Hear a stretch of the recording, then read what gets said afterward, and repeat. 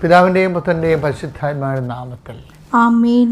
May 4-ാം തീയതി ഞായറാഴ്ച ഏറ്റു പ്രാർത്ഥിക്കുക. അമ്മേ പരിശുദ്ധമ്മേ, അമ്മേ പരിശുദ്ധമ്മേ, ദൈവമാതാവേ, ദൈവമാതാവേ, കൃപാസനത്തിലൂടെ ഞങ്ങൾക്കും ഞങ്ങളുടെ ദേശത്തിനും അമ്മ മധ്യസ്ഥം തേടി തന്ന എല്ലാ അനുഗ്രഹങ്ങൾക്കും കൃപകൾക്കും ഞങ്ങളിപ്പോൾ ഹൃദയം നിറഞ്ഞ നന്ദി പറയുന്നു. അമ്മേ പരിശുദ്ധമ്മേ, അമ്മേ പരിശുദ്ധമ്മേ, ദൈവമാതാവേ, 2004 ഡിസംബർ 7-ാം തീയതി ഉച്ചകഴിഞ്ഞ് 2:30 സംഭവിച്ച അമ്മയുടെ പ്രത്യക്ഷപ്പെടലിനെ കുറിച്ച് തിരുസഭയ്ക്ക് സമർപ്പിച്ചിരിക്കുന്ന പഠനരേഖകളുടെ സഭാത്മകമായ പഠനം ആരംഭിക്കുവാൻ ഞങ്ങൾ പ്രാർത്ഥിക്കുന്നു. അമ്മേ പരിശുദ്ധമ്മേ, ഭൂസ്വർലോകങ്ങളുടെ രാജ്ഞിയായ അങ്ങേയ്ക്ക് ഭൗമ സംരക്ഷണത്തിനായി പ്രപഞ്ച പ്രകൃതിയെ തന്നെ തിരുസഭ പ്രതിഷ്ഠിക്കുവാൻ ഈ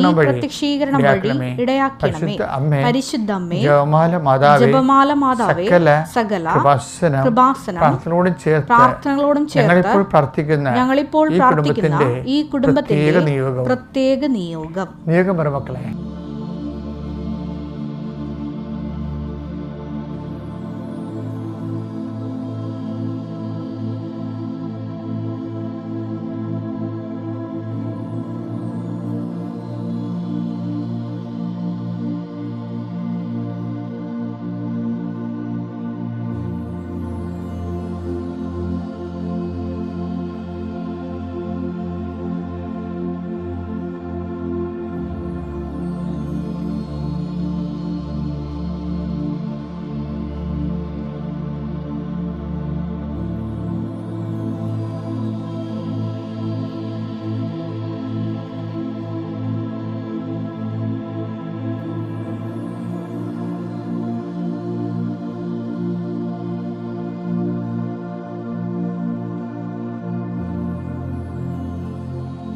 അമ്മയുടെ പ്രത്യക്ഷീകരണത്തിന്റെ ഈ അനുഗ്രഹവേളയിൽ ഞങ്ങൾക്ക് സാധിച്ചു തരുവാൻ കനിയണമേ. ആമേൻ. വിശ്വാസ പ്രമാണം. സർവശക്തനായ പിതാവും ആകാശത്തിന്റെയും ഭൂമിയുടെയും സൃഷ്ടാവുമായ ദൈവത്തിൽ ഞാൻ വിശ്വസിക്കുന്നു. അവിടുത്തെ ഏകപുത്രനും ഞങ്ങളുടെ കർത്താവുമായ ഈശോമിശിഹായിലും ഞാൻ വിശ്വസിക്കുന്നു. ഈ പുത്രൻ പരിശുദ്ധാത്മാവിനാൽ ഗർഭസ്ഥനായി കന്യകാമറിയത്തിൽ നിന്ന് പിറന്ന് പൊന്തിയോസ് പീലാത്തോസിന്റെ കാലത്ത് പീഡകൾ സഹിച്ച് കുരിശിൽ തറയ്ക്കപ്പെട്ട് മരിച്ച് അടക്കപ്പെട്ട് പാതാളങ്ങളിൽ ഇറങ്ങി മരിച്ചവരുടെ ഇടയിൽ നിന്ന് 3-ാം നാൾ ഉയർത്ത് സ്വർഗത്തിലേക്ക് എഴുന്നള്ളി സർവശക്തിയുള്ള പിതാവായ ദൈവത്തിന്റെ വലതുഭാഗത്തിരിക്കുന്നു. അവിടെ നിന്ന് ജീവിക്കുന്നവരെയും മരിച്ചവരെയും വിധിക്കുവാൻ വരുമെന്നും ഞാൻ വിശ്വസിക്കുന്നു. പരിശുദ്ധാത്മാവിലും ഞാൻ വിശ്വസിക്കുന്നു. വിശുദ്ധ കത്തോലിക്കാ സഭയിലും പുണ്യവാന്മാരുടെ ഐക്യത്തിലും പാപങ്ങളുടെ മോചനത്തിലും ശരീരത്തിന്റെ ഉയർപ്പിലും നിത്യമായ ജീവിതത്തിലും ഞാൻ വിശ്വസിക്കുന്നു. ആമേൻ.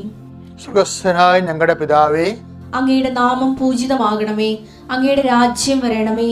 അങ്ങയുടെ തിരുമനസ് സ്വർഗത്തിലെ പോലെ ഭൂമിയിലും ആകണമേ. അന്നു വേണ്ടുന്ന ആഹാരം ഇന്ന് ഞങ്ങൾക്ക് തരണമേ. ഞങ്ങളോട് തെറ്റ് ചെയ്യുന്നവരോട് ഞങ്ങൾ ക്ഷമിക്കുന്നത് പോലെ ഞങ്ങളുടെ തെറ്റുകൾ ഞങ്ങളോടും ക്ഷമിക്കണമേ. ഞങ്ങളെ പ്രലോഭനത്തിൽ ഉൾപ്പെടുത്തരുതേ, തിന്മയിൽ ഞങ്ങൾ രക്ഷിക്കണമേ. ആമേൻ. നന്മ നിറഞ്ഞ മറിയമേ, സ്വസ്തി. കർത്താവ് അങ്ങയുടെ കൂടെ സ്ത്രീകളിൽ അങ്ങ് അനുഗ്രഹിക്കപ്പെട്ടവളാകുന്നു.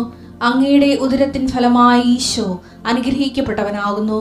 പരിശുദ്ധ മറിയമേ, തമ്പുരാന്റെ അമ്മേ, പാപികളായ ഞങ്ങൾക്ക് വേണ്ടി ഇപ്പോഴും ഞങ്ങളുടെ മരണസമയത്തും തമ്പുരാനോട് അപേക്ഷിക്കണമേ. ആമേൻ.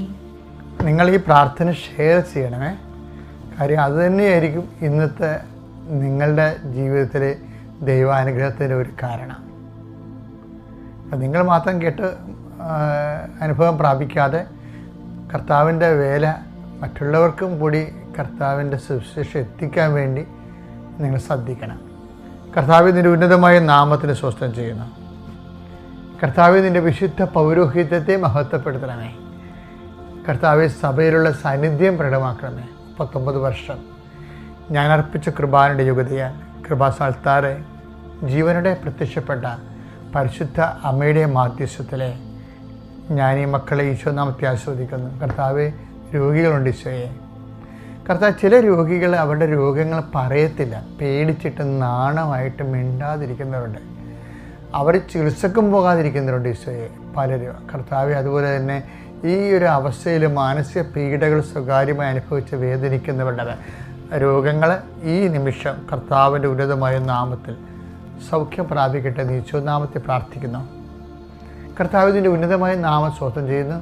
കൃപാസ്ഥാന ജീവനോടെ പ്രത്യക്ഷപ്പെട്ട പരിശുദ്ധ അമ്മയുടെ മാധ്യസ്ഥത്തിലെ ജീവിത ആവശ്യങ്ങളിലെ സംഭ്രമജനകമായ സങ്കടങ്ങൾ അനുഭവിക്കുന്നവരെ, ഇതിൽ ഞങ്ങൾക്ക് മോചനമില്ല, ഞങ്ങൾ ഗതി പിടിക്കത്തില്ല, ഞങ്ങൾ തീർന്നു പോകുമെന്ന് ഓർത്ത് ആശങ്കപ്പെടുന്നവരെ, അവിടെ മേൽ ഇന്ന് സഞ്ചാരി മാതാവ് കൃപാസനത്തിൻ്റെ അമ്മ പരിശുദ്ധ ദേവമാതാവിൻ്റെ പ്രത്യേക സാന്നിധ്യം കൊണ്ടാണ് പ്രാർത്ഥിക്കുന്നു. യാത്രയിൽ ഇരിക്കുന്നവർ, യാത്രയ്ക്ക് വേണ്ടിയുള്ള അനുതാരികൾ ഒരുക്കിക്കൊണ്ടിരിക്കുന്നവർ, അവിടെയെല്ലാം യാത്ര ശുഭമാകാൻ വേണ്ടി കർത്താവിൻ്റെ നാമത്തെ പ്രാർത്ഥിക്കുന്നു. തൊഴിൽ അന്വേഷിക്കുന്നവരെ, ചെയ്തുകൊണ്ടിരിക്കുന്ന തൊഴിൽ നഷ്ടപ്പെടുമെന്നുള്ള ആശങ്കയുള്ളവരെ, അതുപോലെ തന്നെ തൊഴിലിൽ നിന്ന് സസ്പെൻഡായി പോയിട്ടുള്ളവരെ, അതുപോലെ തന്നെ അന്യൻ്റെ കൈവശം ചില സാമ്പത്തിക അവസ്ഥകളിൽ പണം കുടുങ്ങിപ്പോയിട്ട് തിരിച്ചു കിട്ടാത്തതിൻ്റെ പേരിൽ ഒന്നും ചെയ്യാൻ പറ്റാതെ നിസ്സഹായമായിട്ട് ഇരിക്കുന്ന ആൾക്കാർ, അവരുടെ ജീവിതത്തിൽ കർത്താവിൻ്റെ ഇടപെടൽ ഉണ്ടാകട്ടെ എന്ന് പ്രാർത്ഥിക്കുന്നു. എൻ്റെ കർത്താവിൻ്റെ ഉന്നതമായ നാമത്തിലെ കുഞ്ഞുങ്ങളെ, അവരുടെ വിദ്യാഭ്യാസം, നീറ്റ് എഴുതുന്നവരെ, ഇന്ന് നീറ്റ് പരീക്ഷയാണ്. ഉടമ്പടി എടുത്തിരിക്കുന്ന അനേകം മക്കൾ നീറ്റ് പരീക്ഷ പങ്കെടുക്കുന്നുണ്ട്.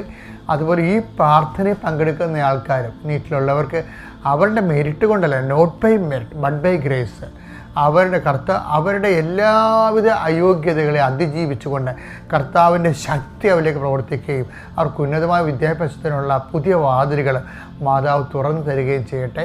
എൻ്റെ കർത്താവിൻ്റെ ഉന്നതമായ നാമത്തിൽ, സഭയുടെ അധികാരത്തിൽ, കുരിശടയാളത്തിൽ, ദൈവശക്തിയാൽ കുടുംബത്തിൻ്റെ ഏക വരുമാന മാർഗമായിട്ടുള്ള ആൾ രോഗിയായി കിടക്കുകയും വരുമാനം മുട്ടുകയും പീഡികക്കടലിൽ കടം കൂടുകയും മറ്റുള്ളവരിൽ നിന്നെല്ലാം കടം മേടിച്ചുകൊണ്ട് ജീവിക്കാൻ പോകുന്ന ഒരവസ്ഥയിൽ കുഞ്ഞുങ്ങൾ പോലും ഞങ്ങൾ ഇങ്ങനെയായി പോയല്ലോ എന്നോർത്ത് മനസ്സ് വിഷമിക്കുന്നവർ, അവരെല്ലാം സന്ധിക്കാൻ വേണ്ടി ദൈവത്തിൻ്റെ പുതിയ പദ്ധതി നിങ്ങളുടെ കുടുംബത്തിലേക്ക് കർത്താവ് തുറന്നു തരട്ടെ എന്ന് പ്രാർത്ഥിക്കുന്നു.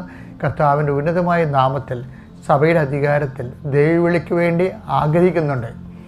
ദൈവവിളിക്ക് പോകണോ പോകണ്ടയോ എന്നൊക്കെ ഓർത്ത് ആശങ്കപ്പെടുന്ന മക്കൾക്ക് ഈ ഒറ്റ പ്രാർത്ഥന നിങ്ങൾ കേൾക്കുകയാണെങ്കിൽ അതിൻ്റെ അർത്ഥം നിങ്ങൾക്ക് ദൈവവിളി ഉണ്ടെന്നുള്ള ദൈവത്തിൻ്റെ ഒരു ഇടപെടലാണെന്ന് മനസ്സിലാക്കിക്കൊണ്ട് നിങ്ങൾക്ക് വൃത്തിയായ, കൃത്യമായ, ശക്തമായ തീരുമാനമെടുക്കാൻ, കർത്താവിൻ്റെ ജോലി ചെയ്യാൻ കർത്താവ് നിങ്ങളെ സഹായിക്കട്ടെ. നിത്യം പിതാവും പുത്രനും പരിശുദ്ധാത്മാവിശ്വര എന്നേക്കും ആമേൻ. എൻ്റെ പ്രിയപ്പെട്ടവരെ, ഇന്നലെ ശനിയാഴ്ച സഭയിലെ 2 മഹാവിശുദ്ധന്മാരുടെ തിരുനാളായിരുന്നു.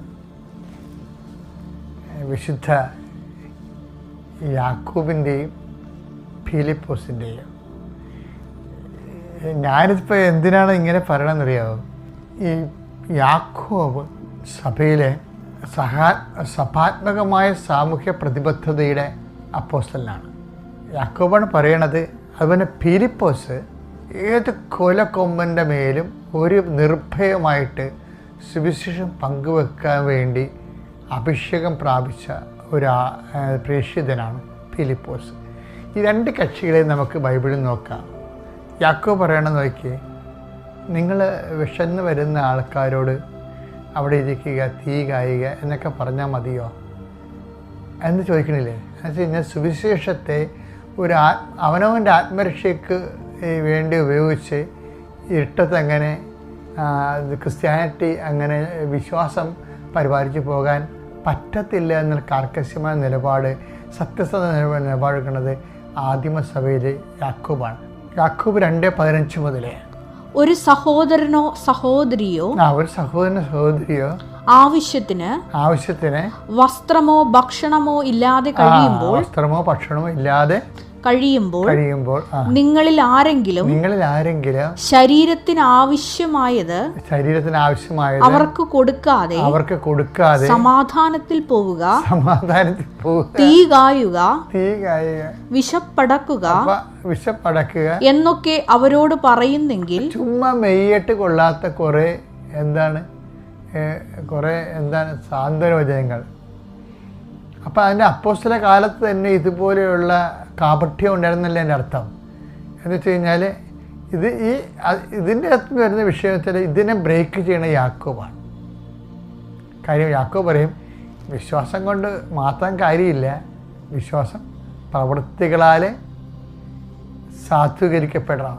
Take the word of God. Yakob 2:17. പ്രവൃത്തികൾ കൂടാതെയുള്ള വിശ്വാസം പ്രവൃത്തികൾ കൂടാതെയുള്ള വിശ്വാസം അതിൽ തന്നെ നിർജീവമാണ്. അപ്പോൾ എന്താ, വിശ്വാസത്തിൻ്റെ സജീവ വിശ്വാസമുണ്ട്, നിർജീവ വിശ്വാസമുണ്ട്. ആ വിശ്വാസത്തെ ഇങ്ങനെ കൊണ്ടുവന്ന യാക്കോബാണ്. നമുക്ക് ഒത്തിരി പേരുടെ വിശ്വാസം നിർജീവമാകുന്നതിൻ്റെ കാരണം പ്രവൃത്തികളില്ലാത്തതാണ്. ഉടമ്പടിയിൽ സജീവമായ സാക്ഷ്യം പറഞ്ഞാൽ എങ്ങനെയാണ്? പ്രവൃത്തികൾ മൂലം അതിനെ സജീവമാക്കിയിട്ടാണ്. പ്രവൃത്തികൾ മൂലം നിങ്ങളുടെ ഉടമ്പടിയും നിങ്ങളുടെ വിശ്വാസ ജീവിതം സജീവമാകാൻ പ്രത്യേകം ശ്രദ്ധിക്കുക. Praise the Lord.